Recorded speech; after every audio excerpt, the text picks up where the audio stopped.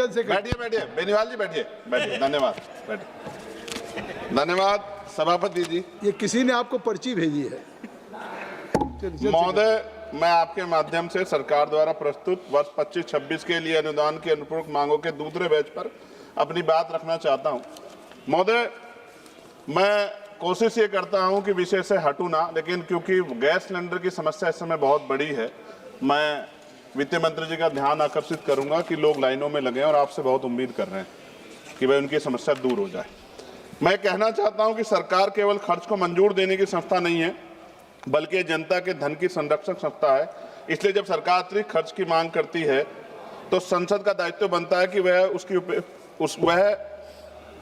उसकी पूरी समीक्षा करे। सरकार द्वारा इस दूसरे बैच में लगभग 2.81 लाख करोड़ रुपए के अतिरिक्त व्यय की मांग की मंजूरी मांग रही है, जिसमें लगभग 2.01 लाख करोड़ रुपए वास्तविक अतिरिक्त नगद व्यय। यह बहुत बड़ी राशि है और इसलिए यह जरूरी है कि हम ये देखें पैसा किसके हित में और किस दिशा में खर्च किया जा रहा है। महोदय, जब फरवरी में पूरा बजट पेश किया गया था तो इतने कम समय में इतनी बड़ी अतिरिक्त राशि की आवश्यकता क्यों पड़ गई है? यदि बार बार इतनी बड़ी अनुपूरक मांगे आती हैं तो इसका मतलब है कि बजट अनुमान और वित्तीय योजना में गंभीर कमी है। देश की जनता चाहती है कि उसका पैसा सोच समझकर और योजनाबद्ध तरीके से खर्च। महोदय, इस अनुपूरक बजट में उर्वरक सब्सिडी के लिए लगभग 15,000 करोड़ का अतिरिक्त प्रावधान किया गया। किसान पहले ही महंगी खाद, महंगे बीज और महंगे डीजल की समस्या जूझ रहा है। सरकार को स्पष्ट करना चाहिए कि उसकी नीतियां किसानों को राहत देने के लिए या केवल आंकड़ों को संतुलित करने के लिए। महोदय, मैं विशेष रूप से सदन के माध्यम से अनुसूचित जाति, अनुसूचित जनजाति, अन्य पिछड़ा वर्ग के सवाल को उठाना चाहता हूं। भारत का संविधान हमें सिखाता है कि विकास तभी सार्थक होगा जब समाज के सबसे कमजोर व्यक्ति को उसका लाभ पहुंचे, लेकिन वास्तविकता यह है कि अभी आज भी दलितों के साथ सामाजिक भेदभाव का उनको सामना करना पड़ता है। आदिवासी क्षेत्रों में विकास की गति बहुत धीमी है। ओबीसी समाज को शिक्षा और रोजगार में पर्याप्त अवसर नहीं मिल रहे, इसलिए मैं सरकार से कुछ स्पष्ट मांगे सदन के माध्यम रखना चाहता हूं। मैं सरकार से मांग करता हूं कि अनुसूचित जाति और अनुसूचित जनजाति के लिए जो SC, ST और TSP का बजट प्रावधान है उन्हें वास्तविक आबादी के अनुपात में बढ़ाया जाए और यह सुनिश्चित किया जाए कि वे राशि किसी अन्य मद में ट्रांसफर ना हो। दूसरा, देश के दलित, आदिवासी और पिछड़े वर्ग के युवाओं के लिए विशेष छात्रवृत्ति और कौशल विकास कार्यक्रम चलाए जाएं ताकि उन्हें शिक्षा और रोजगार के बेहतर अवसर मिल सके। साथ साथ सरकारी नौकरियों में आरक्षण में जो रिक्त पद हैं उनको तुरंत भरा जाए। देश में लाखों पद ऐसे हैं जो वर्षों से खाली पड़े हैं। ये संविधान की भावना के खिलाफ है। और चौथी मांग ये है, आदिवासी क्षेत्रों में स्वास्थ्य, शिक्षा और सड़क जैसी बुनियादी सुविधाओं के लिए विशेष पैकेज दिया जाए। महोदय, संविधान में हमें 3 मूलभूत सिद्धांत दिए: समानता, न्याय और अवसर की समानता।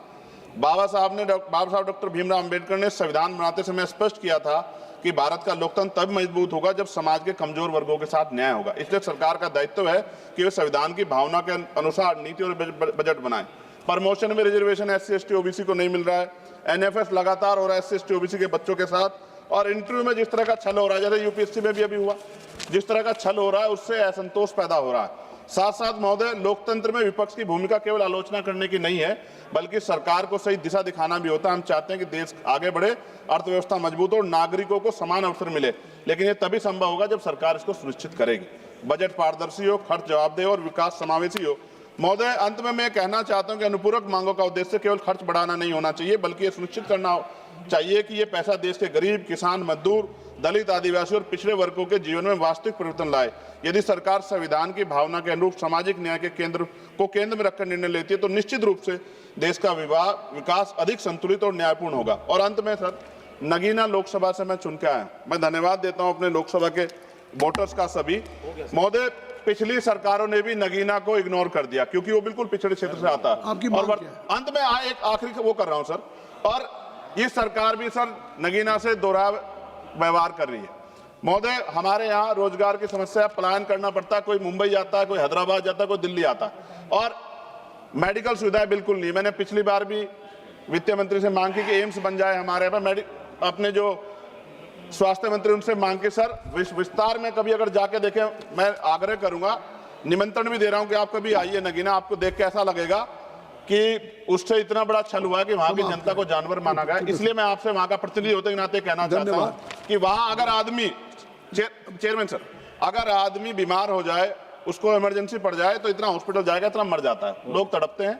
इसलिए मैं आपसे आग्रह कर रहा हूं। और मैडम, ये मेरा नहीं है, अपना नहीं है, ये हमें तो यहाँ एम्स में मिल जाएगा, लेकिन उनको इलाज मिले, इसलिए आपसे कह रहा हूँ कि नगीना के लोगों के बारे सोचा जाए, हमारे रोजगार की व्यवस्था हो जाए।